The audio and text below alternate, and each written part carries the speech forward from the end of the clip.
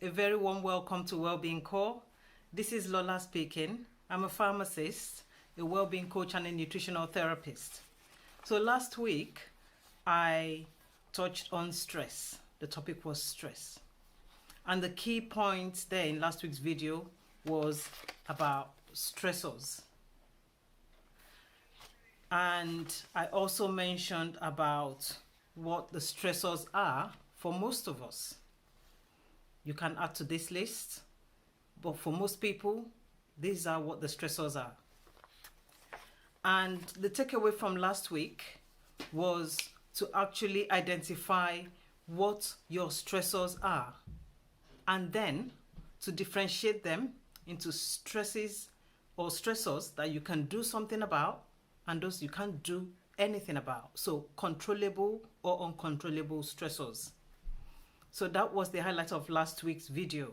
Today, I will be talking on things that you can do to reduce your stress levels, whatever the stressors may be.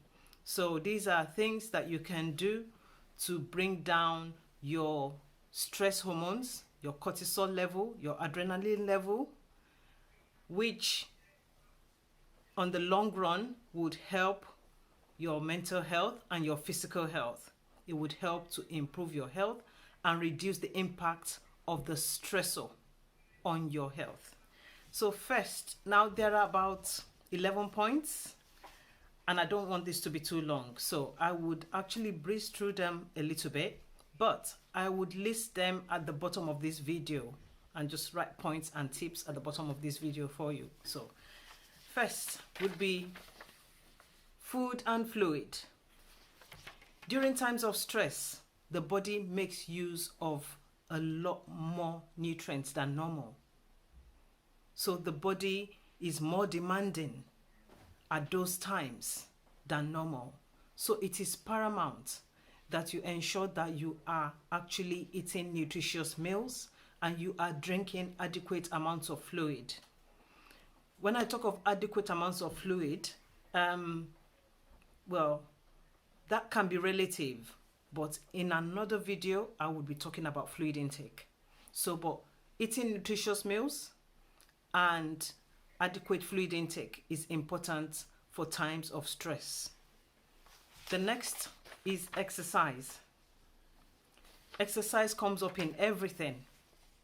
So, a minimum of 30 minutes of exercise every day. Exercise helps the release of endorphins, which we typically call the happy hormone. So endorphins help to reduce our stress levels. It helps with calming down. So exercise is important. If you are not already used to exercising on a daily basis, just start something. Start 10 minutes, start on a stepper in your home. 10 minutes in the morning, 10 minutes in the afternoon, 10 minutes in the evening, and that's 30 minutes done for the day. But try and do something. Walking is fantastic. Studies have shown that walking is one of the best things that you can actually do. So take that on board. Sleep is the next point. So your body needs sleep more than ever before when you are going through chronic stress, because during sleep your body rejuvenates, your body repairs, so your body revives itself, your body detoxifies.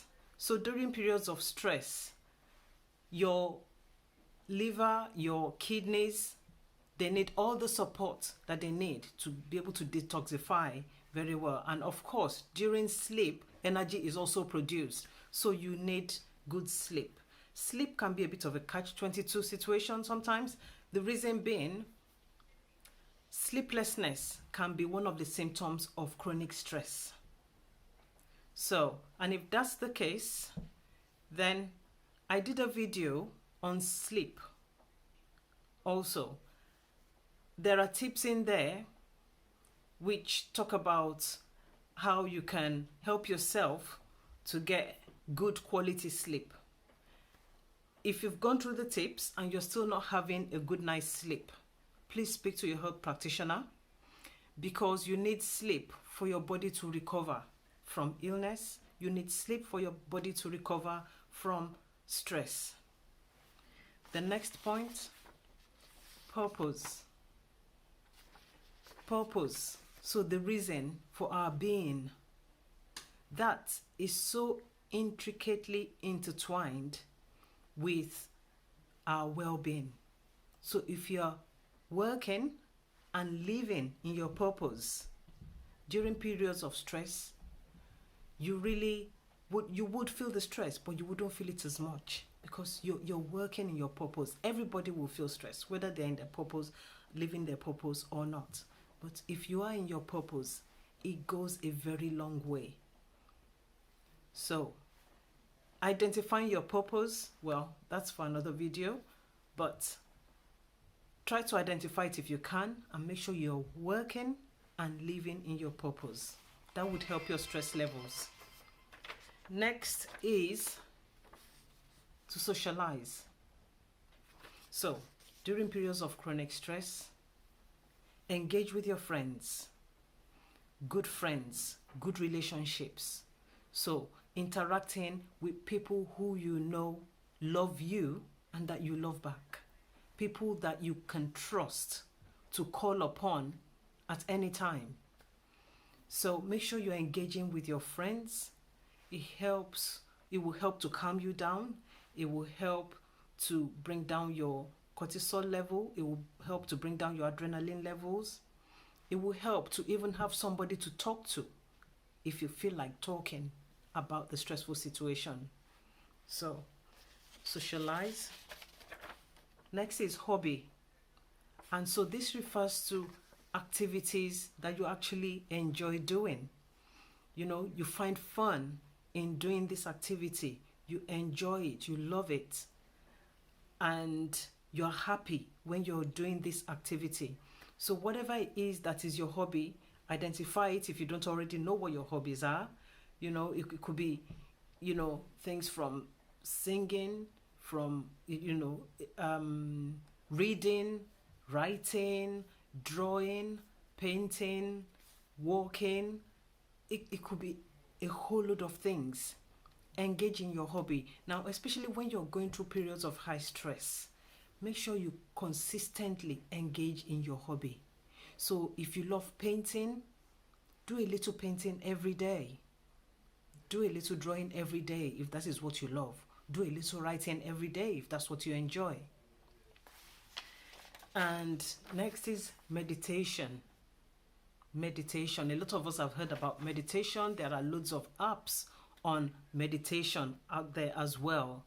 And meditation really involves getting yourself physically and mentally into a calm state where your body is relaxed, your muscles are relaxed, and mentally you try to keep your focus on something good, some good memory it could be. And meditation does go hand in hand with being in nature. It also goes hand in hand with mindfulness. So being mindful means being present. It means focusing on your now. So your mind is not actually racing over so many things at the same time. So you're focused on now. You're focused on, if you're eating, you're focused on your meal. You're focused on actually enjoying the texture, the taste of your food. You know, even just the process of you swallowing, you are actually thinking about what you're doing in the now. That's what mindfulness, and it's so effective. It's so good for helping you to calm down in times of stress. So please do try to practice this because it works. So being in nature, like I said, that entails, if you have parks around you, take a walk in the park, lie in the grass if you can. Close your eyes. That can be a time for meditation actually. close your eyes and just think of lovely things. Maybe think of past holidays that where you've had fun, you've had a great time with friends, with family. You know, it's a good time, you know, to just, just remember, times in your childhood that were fun, that were really great. Next will be gratitude.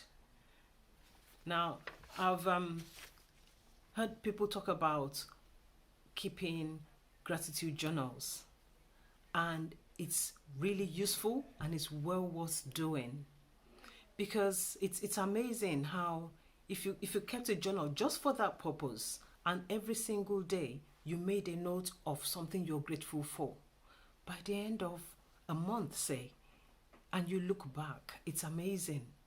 It's amazing. It really works. So please do try that. It helps to bring your stress level down. Next is laughter.